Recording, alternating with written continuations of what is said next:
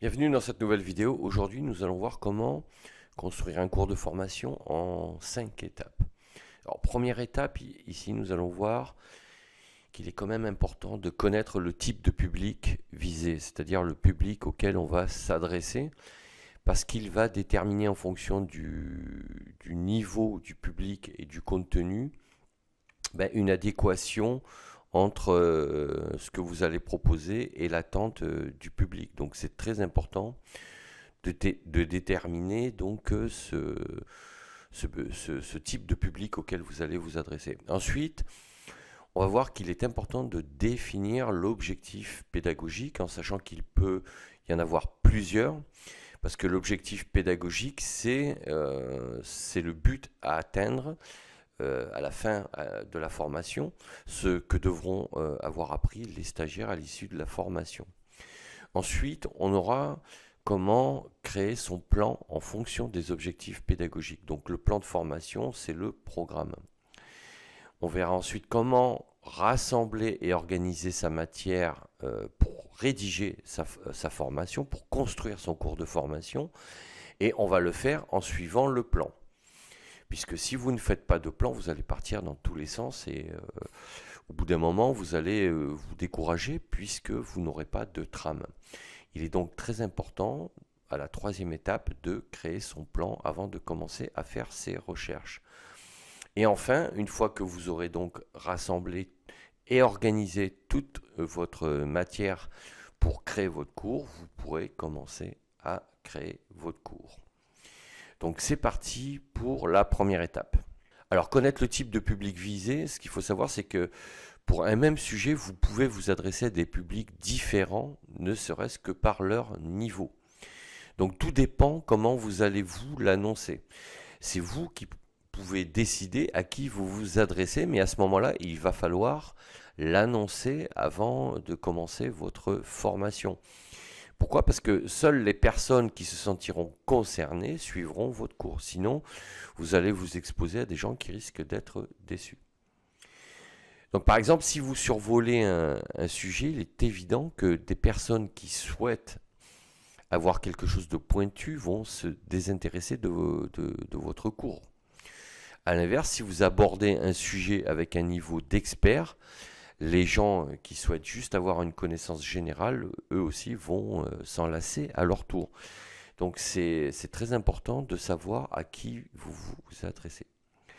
Donc connaître la typologie de vos stagiaires et leurs besoins est primordial. Pour ça, bon, il n'y a pas 50 solutions, hein. C'est à vous de faire le filtre en le précisant, en présentant le début de votre formation. Alors, notamment à travers les prérequis.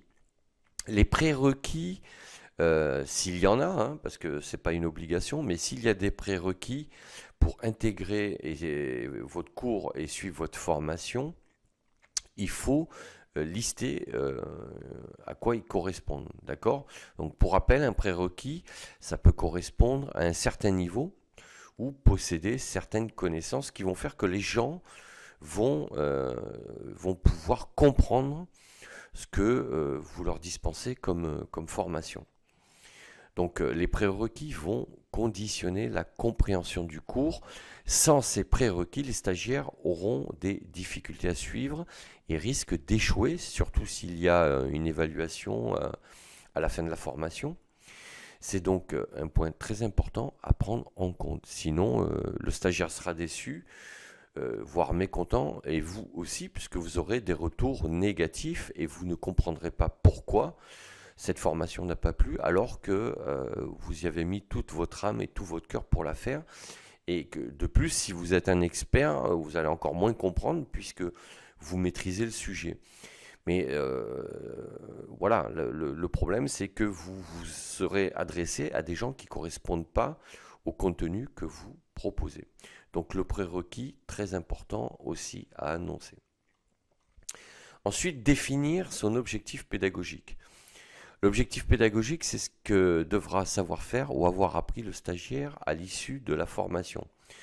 Donc il conditionne le contenu et obligatoirement le niveau de la formation. Il peut y avoir des objectifs de différents niveaux. Vous pouvez avoir par exemple l'objectif général ou l'objectif final qui sera par exemple maîtriser le logiciel X ou Y. Donc en règle générale, l'objectif principal se détermine en fonction d'un programme global. Ensuite, vous aurez le sous-objectif, alors ici sous forme de 2 exemples, qui sera savoir faire un contrat de travail à travers le premier objectif, et en deuxième objectif, savoir faire des bulletins de paie. Ça veut dire quoi? Ça veut dire que, en règle générale, les sous-objectifs s'appliquent à chaque cours d'un programme global. Donc ici, vous avez le programme global qui est annoncé, et dans ce programme global, vous allez avoir 2 cours. Le premier cours, savoir faire un contrat de travail. Donc ce logiciel-là a une base de données qui permet de savoir comment on fait un contrat de travail, quel que soit le type de contrat.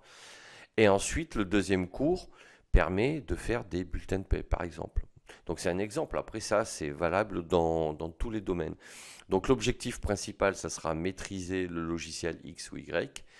Et le sous-objectif, ça sera savoir faire un contrat de travail et savoir éditer des bulletins de paie. Alors les erreurs à éviter, c'est qu'il ne faut pas confondre le sujet et l'objectif pédagogique. Car le sujet, c'est le thème de la formation, mais qui justement peut être abordé en fonction de différents objectifs. Donc on voit souvent des formations qui sont présentées de cette manière, et c'est ce qui crée après la confusion dans l'esprit des gens.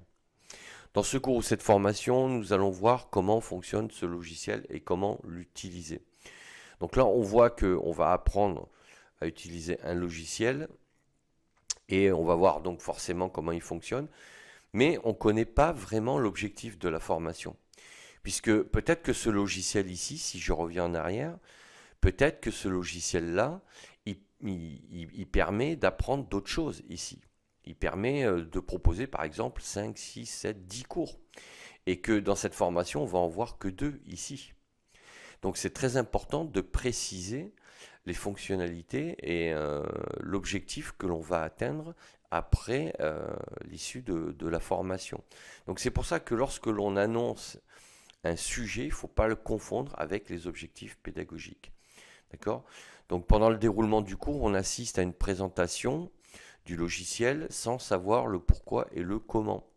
Au final, le contenu du cours n'a rien à voir avec ce qui est annoncé. Donc ça, c'est l'erreur à éviter, de ne pas confondre le sujet et les objectifs pédagogiques. Pourquoi? Parce que le cours n'a pas été construit en fonction d'objectifs précis. Dans ce cas-là, vous voyez, quand on fait cette erreur, ça veut dire que le cours n'est pas précis, il est trop vague. Donc dans l'absolu, on aura toujours appris quelque chose, mais on n'aura pas trouvé les réponses à nos questions qui seront précises. Et à partir de là, si c'est un cours en ligne, le stagiaire, alors s'il a payé, évidemment, il ira jusqu'au bout, mais il sera mécontent. Si c'est une formation gratuite, il sortira de la formation et il ira ailleurs. Donc si vous n'êtes pas clair et précis dans ce que vous proposez, vous allez perdre vos stagiaires et les gens vont retenir que entre ce que vous annoncez et les contenus que vous livrez, il n'y a pas d'adéquation et donc que vous n'êtes pas fiable. C'est donc à ce moment-là un hors-sujet. Et ça, c'est vraiment ce qu'il faut éviter à tout prix. Donc il est judicieux d'annoncer les objectifs en les dissociant du sujet. Donc exemple, le sujet c'est logiciel X ou Y. Et l'objectif pédagogique, ça sera savoir faire des contrats de travail et des bulletins de paie. D'accord? Ou alors, regrouper les deux, parce que quand on fait des formations en ligne, c'est souvent pour des questions de clarté, pour que ça soit plus concis et plus synthétique. On peut mettre donc le sujet plus l'objectif et l'annoncer de cette manière. Donc, comment faire des contrats de travail et des bulletins de paie avec le logiciel X ou Y. Donc voilà, donc ça c'est vrai que c'est un type de présentation qui se voit de plus en plus et qui correspond plus à des formats de cours en ligne parce que c'est plus condensé. Alors qu'en présentiel, ça vous pourrez l'expliquer. Vous pourrez expliquer en présentant le sujet aux stagiaires de quoi il retourne exactement, et pour les objectifs, c'est pareil. Vous pourrez avoir quelques minutes pour les expliquer. Mais bon, en ligne, c'est vrai que ça, c'est une formule que l'on retrouve plus. Bon, alors, il n'en reste pas moins qu'il faut éviter le hors-sujet avec le contenu qui n'est pas en adéquation avec ce qui est annoncé. Et ça, même en ligne, quoi, c'est quelque chose qu'on retrouve assez souvent. Donc, comment faire des contrats de travail et bulletins avec un logiciel X ou Y. Et puis après, quand on a le déroulé du cours, ben, en fait, ça n'a aucun rapport avec ce qui est annoncé ici. Et ça, c'est catastrophique, quoi. Et ça arrive plus souvent que ce que l'on croit. Alors, créer son plan en fonction des objectifs pédagogiques, donc pour la phase 3, pour l'étape 3. Alors, pour éviter de se disperser, il est important de faire le plan de son cours en gardant à l'esprit les objectifs pédagogiques. Ça, c'est très important. Alors là, ne pas hésiter à les écrire sur une feuille et à imprimer ces objectifs et les avoir à côté de votre PC pour toujours rédiger votre plan en ayant en tête les objectifs pour là aussi éviter les hors-sujets. Parce qu'un plan, il peut se présenter sous différentes formes. Dans les deux cas, le sujet et les objectifs doivent être présentés. Alors, on va avoir plusieurs versions. Bon, là, je mets que 2 exemples. Hein. Après, si vous êtes créatif, vous pouvez en inventer d'autres. Mais voilà, en version 1, on aura par exemple le sujet qui sera annoncé, l'objectif principal, avec les sous-objectifs, si vous souhaitez aussi les préciser au départ, mais c'est pas toujours obligatoire. Ensuite, une introduction. Et enfin, vous allez présenter les titres de chapitres avec chaque objectif de chapitre. Donc, un chapitre, ça peut être un cours à part entière. D'accord? Donc, vous aurez par exemple le chapitre 1, 2, 3. Et dans tous les cas, ces 3 chapitres, donc qui peuvent être 3 cours distincts, doivent rester collés à l'objectif principal. Ensuite, vous aurez une conclusion. Et là, vous terminerez votre formation sur cette conclusion. Ensuite, vous pouvez avoir en deuxième version, vous aurez par exemple seulement le sujet annoncé, l'objectif principal, et sans introduction. Donc là, vous commencez à présenter chapitre 1, chapitre 2 et 3 avec leurs sous-objectifs et toujours en restant collé à l'objectif principal. C'est une autre manière de créer un cours. Enfin, dans les deux cas, il est important ici de garder l'objectif principal en tête comme trame pour éviter ici de faire des hors-sujets. Donc voilà, donc une fois que vous avez fait votre plan, vous avez votre colonne vertébrale, vous avez votre ligne directrice pour commencer à faire vos recherches sur ce que j'appelle moi la matière qui va vous permettre de construire vos cours et votre formation. Donc c'est là où on va passer à l'étape 4, organiser sa matière, d'accord? Alors déjà préparer en organisation toute sa partie dossier et sous-dossier pour pouvoir rassembler les informations et les connaissances que l'on va trouver dans différents supports pour la classer et ensuite pouvoir rédiger votre cours. Donc pour le cours, vous aurez besoin de matière, jusque-là rien de surprenant, hein, c'est évident. Il va falloir quand même la trier pour en extraire celle qui correspond au sujet et à l'objectif annoncé. Donc là aussi, pendant la réalisation de ce process, de cette tâche, il est utile de garder à l'esprit pourquoi on doit faire la formation, donc toujours garder à l'esprit l'objectif final. Donc c'est pour ça que si vous affichez à chaque fois votre plan et vos objectifs à côté de votre PC, vous éviterez de de vous retrouver dans une situation de hors-sujet. Donc il est primordial de faire son plan avant de commencer à constituer la matière de votre contenu. Alors d'une part pour éviter de vous disperser et d'autre part pour gagner du temps et avoir du contenu cohérent et en adéquation avec ce qui sera annoncé. Alors commencez par mettre en place l'organisation.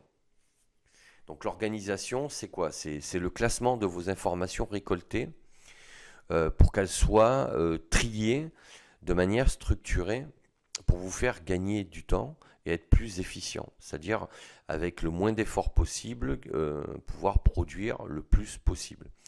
Parce que au départ, l'organisation, ça demande toujours un peu de temps, il faut se poser, il faut réfléchir comment on va organiser son travail, mais par la suite, ça vous fait gagner un temps précieux. Donc ça, c'est un process aussi, c'est une tâche qu'il ne faut pas négliger. Et souvent, les gens font le plan, se lancent dans la recherche d'informations, mais une fois qu'ils trouvent des documents, alors ça peut être des articles en ligne, des PDF, des cours, des PowerPoint ou des livres numériques, etc.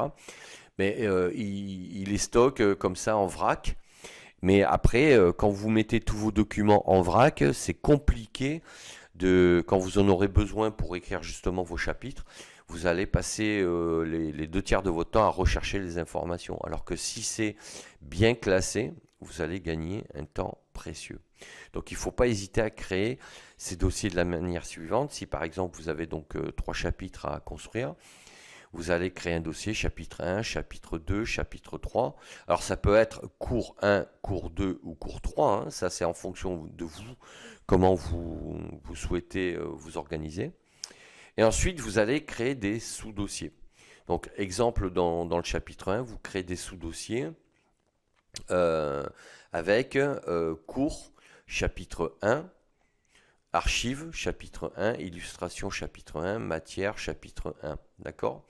Alors, pourquoi? Parce que quand vous allez faire vos recherches, dans matière, chapitre 1, vous allez classer ici toute votre documentation. Et comme ça vous permettra à chaque fois de la trouver facilement et de ne pas la mélanger avec la matière du chapitre 2, du chapitre 3. Après, dedans, alors là, je l'ai pas précisé, mais vous l'avez compris, hein, dans matière chapitre 1, vous pouvez créer des sous-dossiers aussi, avec PDF, avec documents Word, etc., ou par thème. Vous pouvez créer des thèmes, d'accord?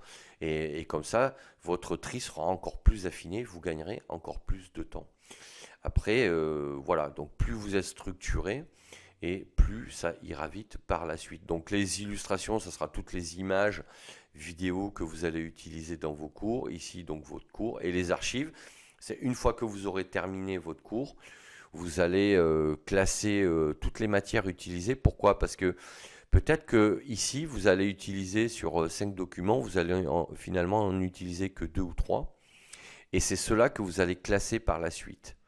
Pourquoi? Parce que si vous avez besoin de compléter vos cours, il restera dans ce sous-dossier ici que les 2 documents sur lesquels vous n'avez pas utilisé encore les informations. Et ça vous évitera de faire des répétitions et de perdre du temps, de réouvrir tous les documents et pour savoir où c'est que vous avez trouvé ce que vous avez déjà utilisé ou pas. Donc voilà pourquoi il y a un dossier archive. Donc voilà, donc de cette manière, vous pouvez classer dès le début tous les documents que vous utilisez. Donc sous-dossier, matière, chapitre 1. Donc voilà, vous mettez tous les documents que ça. Alors ça peut être PDF, Word, ça peut être PPT, vidéo, livre, etc. Illustration, donc toutes vos images ou vidéos. Et dossier archive, c'est ce que je viens de vous dire. Donc vous classez tout ce qui a déjà été utilisé. Et ensuite pour les sous-dossiers courts, alors sous-dossier court, hop, tac. Et ici aussi j'ai une petite faute. Voilà. Sous-dossier court, vous allez mettre votre cours, comme le PowerPoint par exemple, puisqu'en général c'est sur ça qu'on fait ses cours. Et par la suite, vous pourrez y avoir plusieurs versions au fur et à mesure que vous les ferez évoluer. D'accord? Parce que vous allez faire votre cours et peut-être que quelques mois après, vous allez souhaiter le modifier. Alors c'est vrai que lorsqu'on enregistre ces documents sur son PC, il y a des dates qui se mettent dans le détail du fichier, mais moi ce que je vous conseille de faire, c'est déjà dès le départ de créer des versions. Donc dès que vous créez votre premier cours, vous l'appelez, alors il aura un intitulé bien évidemment, et vous l'intitulez V1 pour version 1. Et une fois que vous le modifierez, vous l'intitulerez version 1.1 et si vous le faites encore évoluer, cours version 1.2. Comme ça, à chaque fois, vous savez, quand vous devrez le réutiliser, quelle est la dernière version à réouvrir et à mettre à jour si nécessaire. Et ça vous évite de vous tromper tout simplement, quoi. Et ça, c'est une manière simple. Ça évite aussi d'avoir des intitulés très longs. D'accord? Parce que souvent, c'est vrai que quand on fait un peu de qualité, on a des intitulés avec des numéros de version, etc. Bon, ça c'est pour les grosses structures qui ont des services qui font que ça et avec des logiciels qui ont besoin de rentrer des numéros de référence par document. Bon, vous, si c'est pas le cas, faites une nomenclature d'intitulés très courte, quoi. Ça suffit largement. Donc voilà, donc ça c'est pratique en numérotant les versions, c'est ce que vous visualisez rapidement et ça vous permet de retrouver la dernière version que vous allez utiliser. Ensuite, pour les recherches, il est très important qu'elles soient sourcées. Alors qu'elles soient techniques ou réglementaires, c'est très important d'avoir des informations ou des connaissances qui soient fiables. Alors évidemment, si vous êtes un expert sur le sujet, vous gagnerez du temps parce que vous connaissez les sites sur lesquels aller chercher des informations qui sont fiables. Mais si ce n'est pas le cas, il va falloir prendre ce temps-là avant de commencer à rédiger votre cours pour aller sur des sites qui sont des sites références et qui vous proposent des informations ou des connaissances qui sont fiables pour vous éviter tout simplement de dire des bêtises, quoi. Donc, est-ce qu'il est préférable de faire des recherches par chapitre? Alors après, chacun, on a tous des modes de fonctionnement différents. Moi, personnellement, quand j'ai fait un plan, je fais mes recherches en suivant le plan. Donc, étape par étape, chapitre par chapitre ou cours par cours. Mais souvent, c'est vrai qu'on peut faire une recherche pour le chapitre 1 et on va tomber sur une information qui concerne le chapitre 2.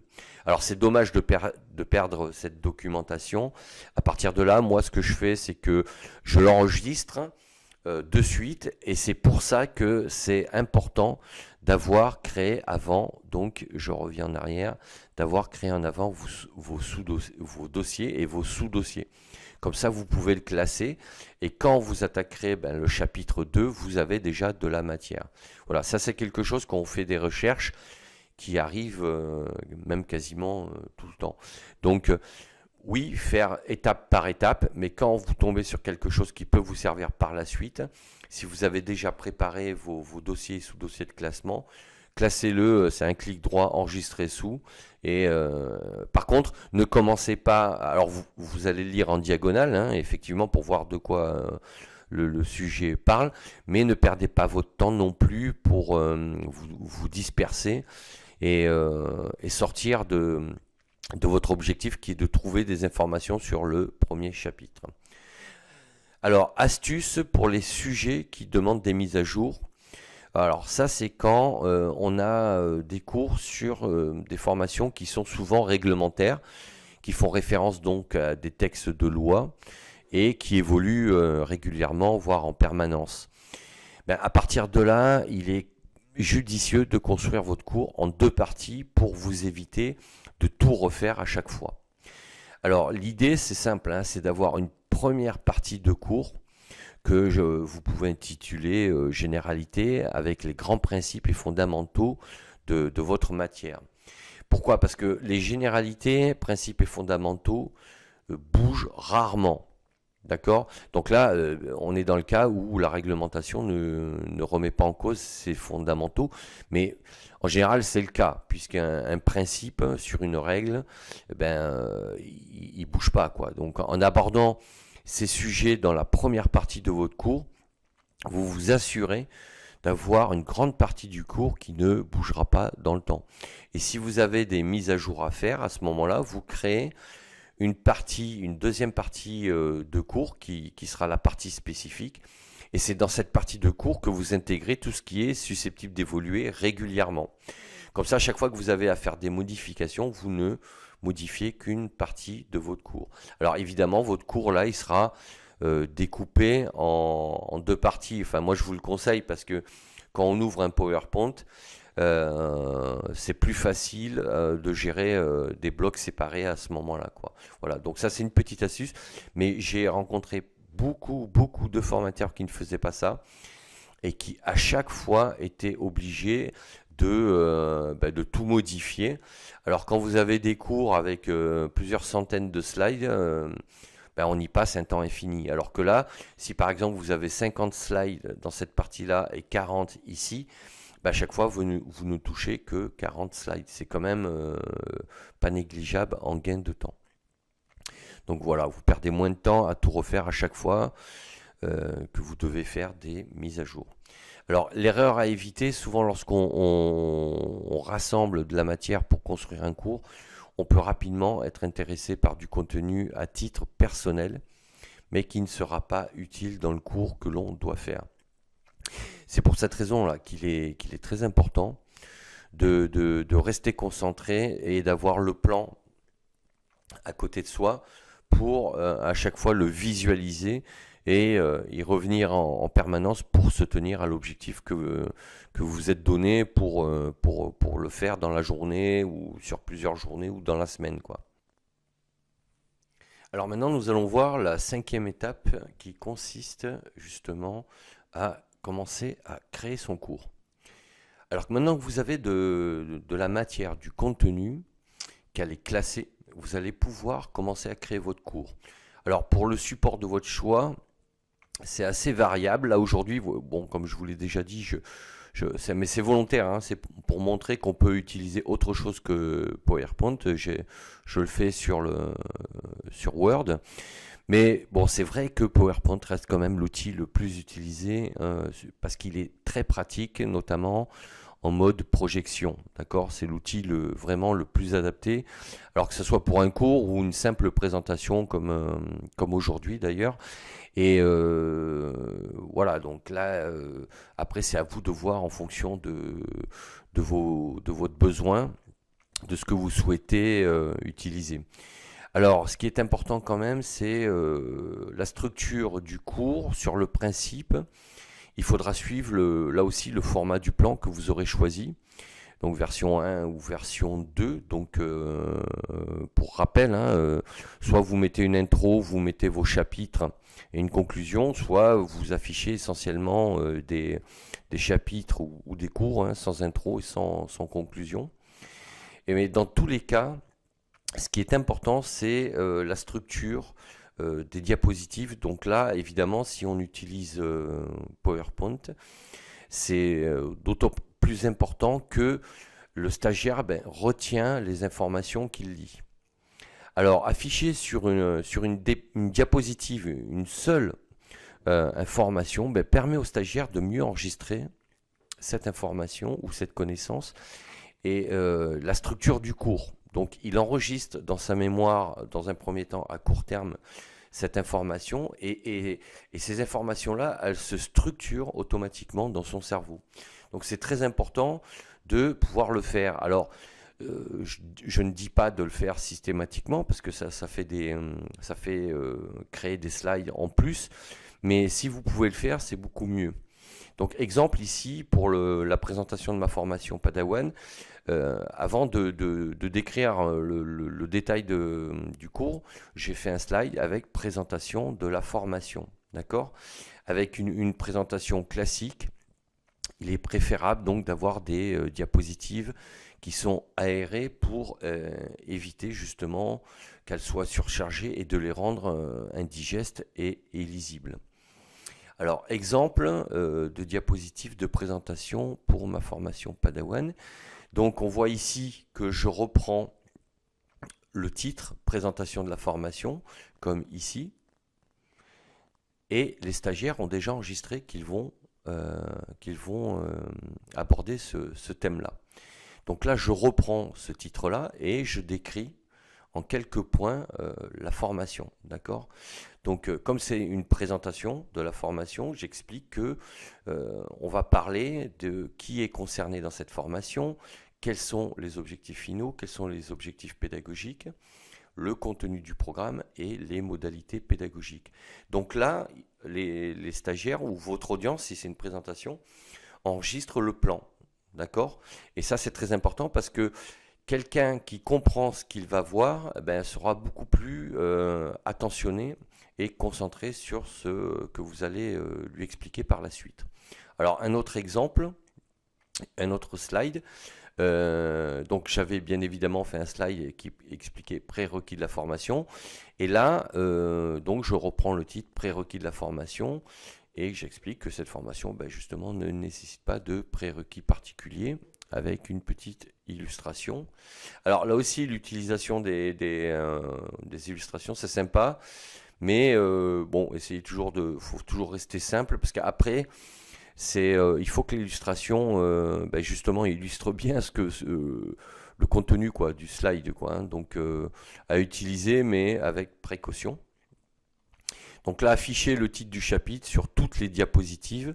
Alors si j'avais fait ici 4 slides sur les prérequis, à chaque fois j'aurais repris ici le titre prérequis. Comme ça, les gens savent qu'ils sont toujours dans ce chapitre-là. Donc c'est très important à chaque fois de remettre le titre du slide si on est toujours dans le même thème. Autre exemple, programme de la formation. Donc là, après, quand j'explique ce qu'est le programme, donc je l'annonce, je dis, on va parler maintenant du détail du programme. Et dans les slides suivants, je commence à présenter le programme. Je commence par le module 1 avec ici les bases de la communication.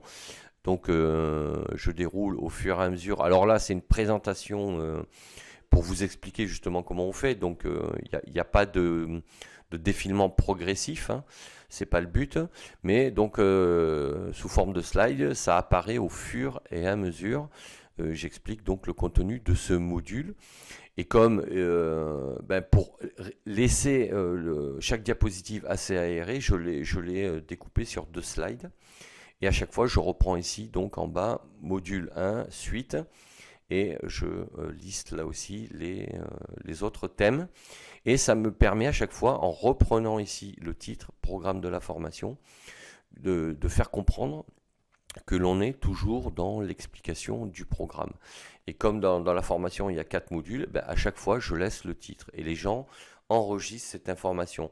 Surtout s'ils prennent des notes, c'est beaucoup plus simple pour eux pour suivre le déroulé de la présentation ou du cours.